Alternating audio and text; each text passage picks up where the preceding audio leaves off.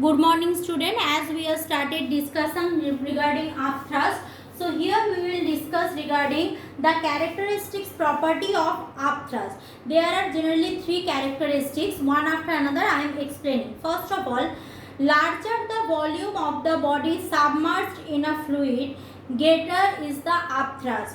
What does it means? If you are having a iron ball whose shape is like this, okay, and mass is m, now mass is 10 kg. Now if you are having a hollow iron ball whose mass is 10 kg, but the upthrust given for this or upthrust given for this, here Fb prime is more comparable to this Fb prime. Why?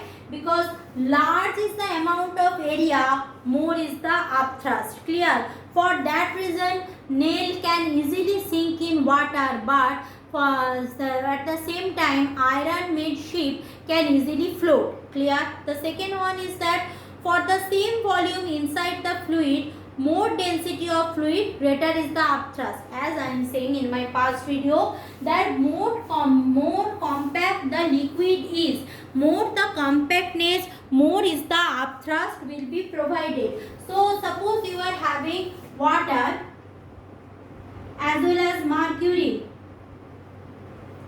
water and mercury. So what is happening? Mercury is 13.6 times heavier or 13.6 times denser than water.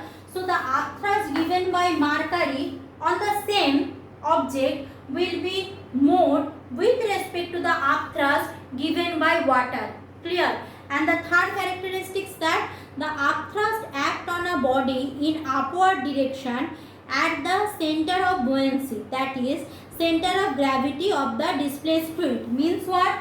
Center of gravity means what? The mid portion of a object, symmetrical object.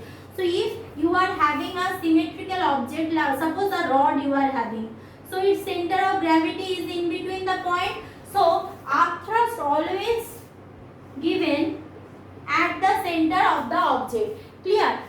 So this is the property. Now on the basis of that property, here few example given. Clear? Now these all example, it's not possible for me to here discuss, because if I am telling like that, you will not understood. So that I will discuss during my online classes, which will be held in my next Friday. Clear? So that will be better for me. Now I am coming for that things that upthrust. What is the value of upthrust on an object? Clear? That is the mathematical proof that is important for you also. That what is the value of upthrust? Means generally upthrust depends on volume of the object and density of the object and acceleration due to gravity. But is there any mathematical proof, or directly we are saying that and everyone is believing? No, that is not true. There have some mathematical proof on that, and on the basis of that, the floating object made on the basis of that. Clear? So let's see how the mathematical we can prove that upthrust. So for that reason, just like that water, density of water we are doing now, that P equal to H rho G, just like that here also we are considering a water container. Clear? This water container is filled with water, and here I am having a cylindrical object. This object I am having, a cylindrical object I am having. Now this cylindrical object's top portion and bottom portion having the same circumference area. This cylindrical object's top portion and bottom portion has the same circumference area. Clear? I think up to that no confusion. Now this cylindrical object is completely immersed inside the liquid. This cylindrical object is completely immersed inside the liquid. So this is full of liquid. This green color what I am mentioning, this is for the liquid. Clear? So how much portion immersed in the liquid? Let's see. So that from that water level to the top portion of the surface, this is suppose H1, small h1 obviously, h1, and from this I am taken as H2. So this is H1 and this is H2. So from the water level to the top portion of the surface is H1, and from the water level to the bottom portion of the surface, cylindrical surface, is H2. Now obviously if here I am having water, so water will give a pressure on that cylindrical object. Water will give a pressure here also. So suppose here that red ink is denoted by the pressure. So suppose pressure is here P1, clear, and force is F1. So here pressure is given by P1 and force is F1. Similarly, as we know, if the object is inside that the water also give a pressure on the object. So suppose water giving a pressure here P2 and force F2, done, that all. Now let's do for that things.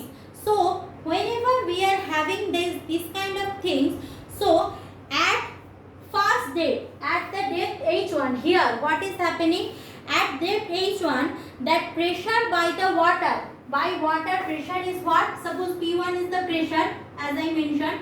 So that one equal to H1 rho G. We have that idea. So pressure P1 equal to H1 rho G. Here pressure is equal to, wait, focusing problem. Okay, so pressure P1 equal to what? H1 rho G. Pressure P1 equal to H1 rho G. Done. So here is the pressure applied P1 equal to H1 rho G. So what is the downward force or downward thrust or perpendicular force? Force equal to what? Pressure equal to P equal to what? We know pressure equal to force by area. So F1 will be equal to here P1 into this area, circumference area. So P1 into A, that is equal to H1 rho G A. F1 equal to H1 rho G A. I think no confusion. Now coming for this P2. P2 means the force given by that water on the lower surface of the cylinder. So P2 also equal to, from here, that is H2 rho G. This is the pressure. This is H2, total length of the water, H2 rho G. Now you can ask me, ma'am, you are telling that pressure is coming from lower to the top portion. Then how you are writing that P2 equal to H2 rho G? First we are taking what? The pressure by water on here. Then the same amount of force will be applying from by the water. So that way will apply. So if I am taking this water column pressure, P2 will be H2 rho G, clear? So similarly for this, F2 equal to what? H2 rho G into A. I think no confusion. Now according to the Newton's third law, that the same amount of force will be, if I am applying an action force, same amount of reaction force will be applied. So if this is the pressure given by this H2 water column on this surface, so the water also gives the same amount of P2, clear? So how much the resultant force I am getting? Resultant upthrust. Resultant upthrust will be FB equal to F2 minus F1. Resultant upthrust is equal to F2 minus F1. Clear? So if resultant upthrust is F2 minus F1, put this and this, what I am getting? That H2 rho GA minus H1 rho GA. That all I am having. So H2 rho GA and H1 rho GA, both having this rho GA common, take it.